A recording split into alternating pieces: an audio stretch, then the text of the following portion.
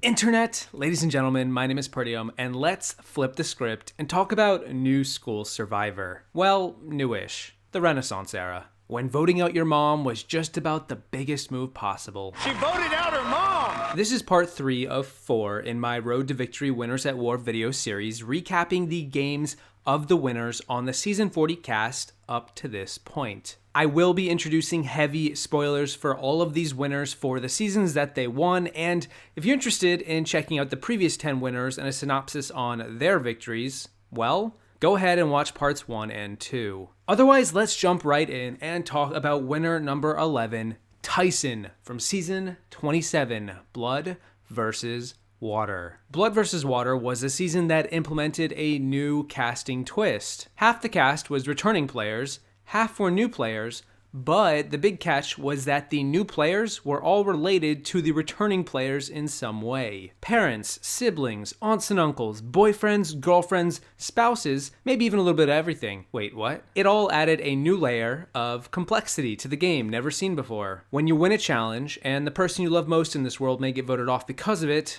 suddenly winning isn't such a fun moment now, is it? Tyson entered the game for his third time, the previous 2 games being season 18 and then season 20. Both of those seasons did not go that well for Tyson. He was blindsided twice, one of them largely thanks to his own doing, but now he was back and ready to take it easy. He arrived on the beaches with his girlfriend, his now wife, Rachel, and he was mostly there for her to experience Survivor, not so much himself. Of course, then she was voted out in like episode 2, and suddenly it got real personal real quick. Tyson was not happy about that. And alright, you guys asked for it. Time to open up a can of whoop-ass and all y'all. See, here's the thing about Tyson. He's very good at many things. Or at least he likes to say that he is. He comes across as cocky and arrogant, full of himself. He has a very dry, sarcastic sense of humor. He is very irreverent. One of my favorite character traits. And he's also very self-aware. Tyson loves to talk the talk. But then in this season, season 27, go figure, he wins, so perhaps it's justified. It's one thing to talk a big game, it's another to dominate, control the season from in front, and then win. So yes, he is very cocky, but I personally prefer that because someone needs to be that. Someone needs to own their skill level when they actually are as good as they say. Plus, it's always fun to have one of those types of villains or anti-heroes, so I'm all for it. You do have to do a certain amount of work or appear to be working so that people just don't paint you as the lazy guy. I don't think I'm painted as the lazy guy yet, because after I crack a coconut and drink half of it, I pass the rest around to the other 5 people to share. So that's kind of generous of me to do. Tyson's hubris can be his own weakness, as we saw in his first 2 outings. But once his girlfriend was voted out in episode 2, everything shifted and Tyson got serious. The pre-merge of this season doesn't really have much to mention. Tyson did have a strong pre-game connection with several returning players such as Aris, Tina, Jervis, and their loved ones, which helped keep them all alive to the merge. But at the merge, Tyson was in the driver's seat at a major crossroads, and he decided to make his bed, pivot, and deviate from the expected and turn on those major allies of his in Aris and Tina. He formed a core 3 with Jervis and Monica Culpepper, and together the 3 of them picked off their fellow returning players, including getting one player to vote out their own mother en route to the endgame. Tyson worked alongside some of the newer players and rallied the singles, or the players who had all lost their loved ones earlier in the season. And it all came to a head when at the final 6, the 3 new players banded together to force Tyson to draw a rock for his own survival due to a deadlock 3-3 tie. Tyson did have an idol in his pocket, and he could have played it to ensure his safety, but he decided to take his chances and draw a rock. The first time a rock was drawn since season 4, and he lucked out. Once Tyson drew that rock and he survived, the season was basically his. He was the leader of the dominant alliance, he held all of the cards, and his 2 allies were seen as followers. And what do you know? It looks like the guy who basically voted himself out 7 seasons prior was actually following through on his tall order after all. The winner of Survivor Blood vs. Water, Tyson.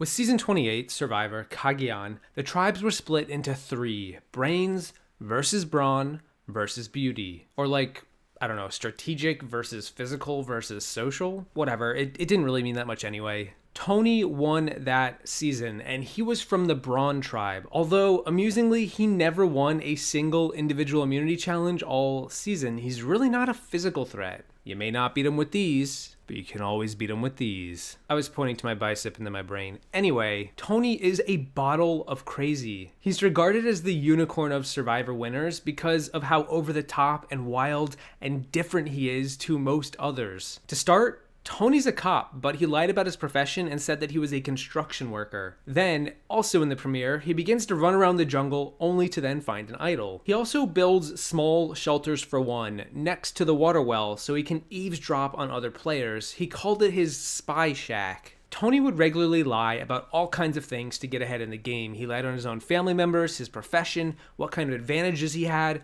but Tony was also really clever with his lies. While Winners at War was filming in mid-2019, I made a 4-part video series discussing the 20 most ingenious moves made by Survivor winners, and go figure, Tony took up 3 spots, the most of any winner. He is a mad scientist of a player, which also means his target going into season 40 will be pretty big. He did return to play again on season 34, but he was voted out right away because nobody had time for his spy bunker. But in season 28, Cagayan, Tony formed a strong alliance with 2 key players, Trish and Sarah. With Sarah, they were known as Cops Are Us, both tongue-in-cheek and quite literal, and they vowed to reach the end together. Tony's tribe never went to tribal until the swap, where he was never in danger of leaving anyway, but he chose to blindside his former Brawn members to make allies with the new Beauty tribe players LJ and Jeffra. Going into the merge, Tony thought he may have the numbers if Sarah were to join his new alliance of 5, making her the 6th in a tribe out of 11. But Sarah wasn't interested in working with Tony anymore. She had her new swap tribe to handle, and so instead, Trish, Tony's number 1 ally, managed to pull Cass, a member in the opposing alliance, to their side, replacing the position Sarah would have been in. To make matters even more interesting, despite the fact that Cass was working with Sarah, Cass also didn't like her and wanted to vote her out, which was what Trish was promising. So together they did that, blindsiding Sarah at the merge in one of the most entertaining tribals in Survivor history. But from Sarah's blindside, Tony was in complete control. He had a 6-4 majority and began to make a series of ping-pong-like moves, bouncing between working with his own alliance and then blindsiding them. But he also found a second idol. This one was even more powerful as it could be played after the votes were read, which meant Tony was really sitting pretty. He constantly threatened other players with his bag of tricks, saying how he would open it up and whip things out if they dared to make a move against him. And then it's gonna be in with the new, Jeff. New special one. Right here. 5 people left. I have to use it. And then my special one, I have another surprise for them when I use this idol, Jeff.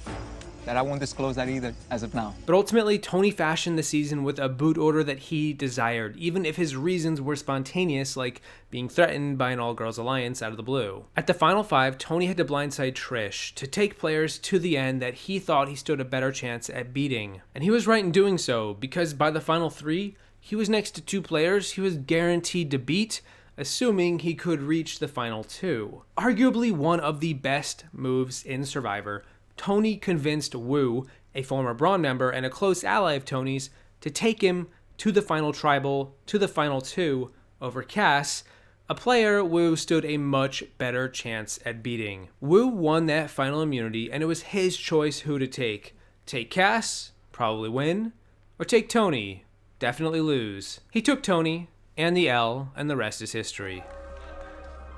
The winner of Survivor Cagayan, Tony.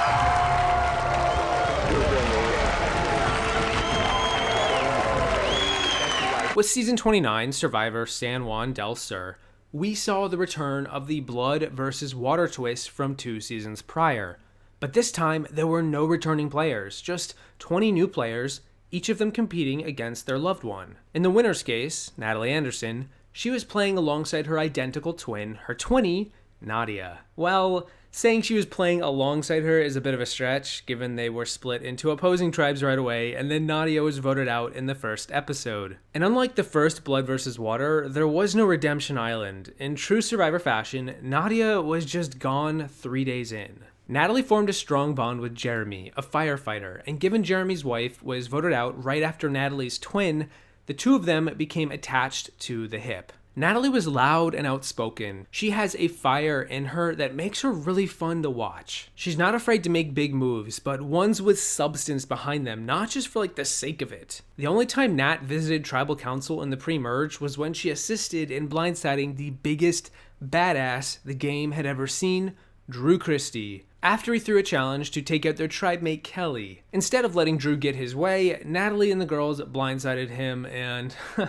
it was incredible. Going into the merge, Natalie was in a tenuous position, rallying next to Jeremy, believing that she was in the majority. The vote went back and forth for several episodes, but ultimately Natalie appeared to be on the right side. Her alliance took control in a close 6-5 vote. Except, some of her allies then flipped in the next vote at the final 10 and blindsided Jeremy, her number one ally. Natalie was burned hard by the people that she trusted most, particularly John, and from here her story was one of retribution and revenge. She laid low and she played dumb, convincing the allies who just blindsided her that she was still good, it's no problem. Yeah, you voted out my number one, but that's okay, it's no big deal. I mean, I think I sold it to them properly, but it's gonna be scary, but John is on my hit list. He's been on my hit list since he sent Jeremy home, so it's been a long time coming. I need to make some moves soon. Natalie pulled off a series of stellar moves in the endgame with her faux allies, first by quote-unquote accidentally voting out the wrong person,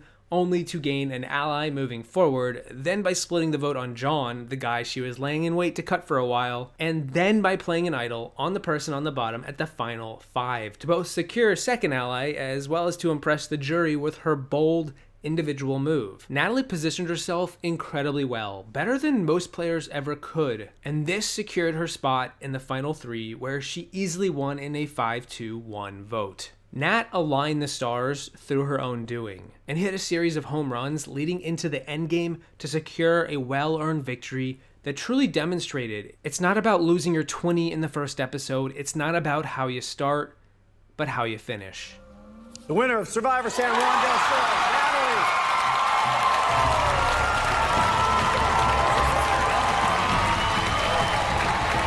Which conveniently brings us to the next winner. From season 31, Survivor Cambodia, Second Chance, it's Jeremy. Yep, Natalie's number one ally from season 29, Jeremy returned 2 seasons later for an all-star Second Chance season and was ready to prove to the world he was the real deal. He was a colossus of a presence in his first season, enough that his alliance turned on him halfway into the game, so this time, he needed to adjust his strategy for the better if he wanted any hope of standing a chance to win. And, given I'm now talking about him, he definitely did. There's a lot to be said about the pregame alliances going into this season, as is typical with any returning player season, including season 40. But suffice it to say, much like many of the winners, Jeremy didn't have to rely on them too much, given he didn't go to tribal council in the pre-merge except for one time. He was in the early majority alliance out of the gate on his original tribe, and then when the tribe swap happened, he was still in a solid majority alongside his allies, Steven and Kimmy. They picked off a player they didn't trust, and for the most part, the pre-merge for Jeremy was smooth sailing. He did go through 2 swaps this time instead of just 1, but his tribe won immunity. That said, Jeremy took an approach of keeping the big players around instead of targeting them, something that seemed counter to other players' strategies, such as his ally Steven. To Jeremy's credit, he learned from his first season and his loss that the tallest nail gets the hammer, and when he took out his biggest opposition last time, he suddenly became the big man on campus. So this time he enacted a meat shield strategy to protect himself in the event that his alliance was targeted. He wouldn't be the first to fall, and could maneuver from there. I gotta do Joe first. Steve is definitely digging his heels and he wants Joe out, but I need a shield. I need Joe around as long as possible. I do not want to be the biggest guy out here. This strategy proved effective in many ways, as one of his closest allies, Andrew Savage, was idled out at the final 12. That easily could have been Jeremy. A few votes later, Jeremy, who was holding on to 2 idols at this point, saw that another of his shields was being targeted, so he went against the grain and he played one of those idols to keep his numbers solid. Although the same ally was then voted out in the next tribal council anyway, but hey, it bought Jeremy time. While Cambodia is known for having a ton of moving parts all season, the endgame came down to Jeremy forming a solid core 4 and then 3 alliance between Spencer, Tasha, and Kimmy, and given it was the final 7, they held the majority. At the final 6, however, things got spicy, as Kimmy decided to flip on him and voted against him, but he played his second idol to keep himself safe, and then forced Kimmy out of the game by default, given Jeremy's biggest rival, Kelly, played an idol on herself as well. It was a very complicated tribal council. I would just say, if you haven't seen it, Jeff Probst brought a chalkboard out at the reunion to explain what was going on, so yeah. But with the numbers on his side at the final 5 with Spencer and Tasha, Jeremy was seen as the leader who made the most moves and the best moves all game, and he was in good standing with all of the jurors. Likewise, he had a season-long secret that he kept to himself until the very end, where he revealed that he had learned, thanks to the family visit, the gender of the child he and his wife were having together. I mention this not because it won Jeremy the game, far from it, but because it played a major part in his narrative for the season. It was his motivation to return to play a strong game, having learned from his mistakes. Jeremy was intelligent and loyal, a strong all-arounder who won a season with some of the stiffest competition you will ever see. And given Winners at War is pretty much just that, perhaps we may be in store for more of the same. The winner of Survivor Second Chance, Jeremy.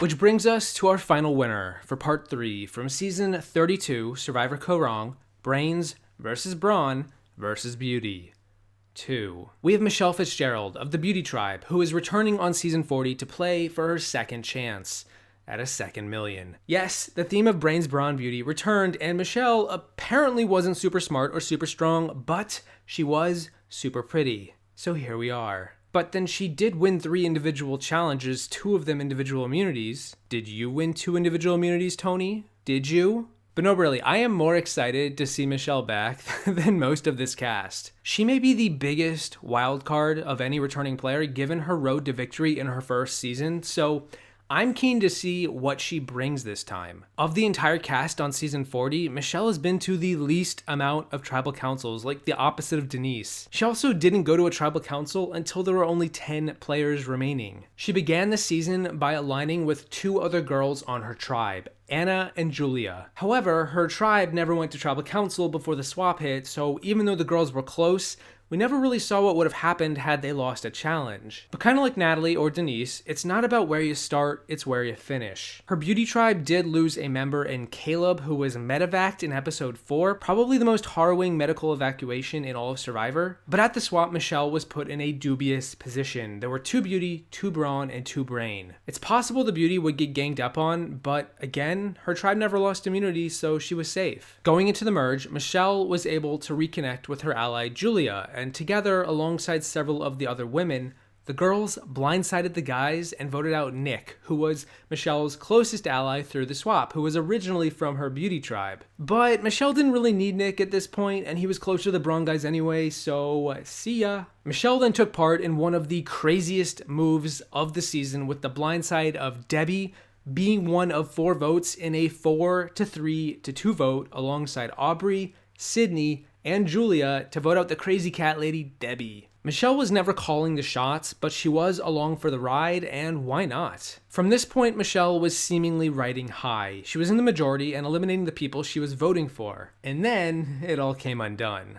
At the final 8, Michele was left on the outs after her previous allies found greener pastures. She was voting out Ty, but that didn't happen. Scott went instead. So at the final 7, she became an underdog, down in numbers 3-4, with her number 1 ally, Julia, being targeted for elimination. Michele made a very subtle and perhaps her biggest move here by ingratiating herself with the majority and voting out her best friend in the game. Julia went, and with her it seemed Michele was only in a deeper hole than before. Her come-from-behind story was now at its peak, especially with the final 6. That vote was between her and Jason, and the majority alliance, despite being split on who to vote out, chose Jason. Ty wasn't happy with that choice, but then Ty was just speaking a bunch of malarkey, wasn't he? So Michele, you know where you sit in that group. I know where Ty thinks I sit in that group, and if that's where the rest of my alliance thinks I sit in that group, then that's a shame.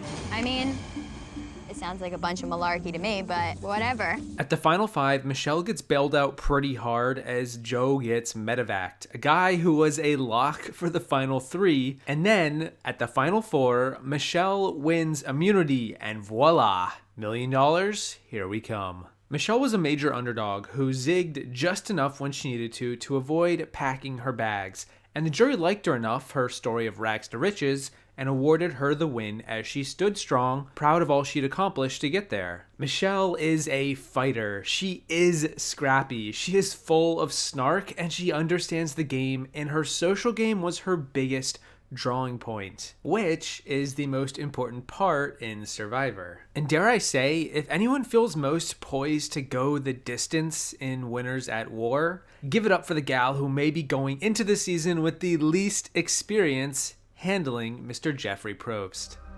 The winner of Survivor, Michele.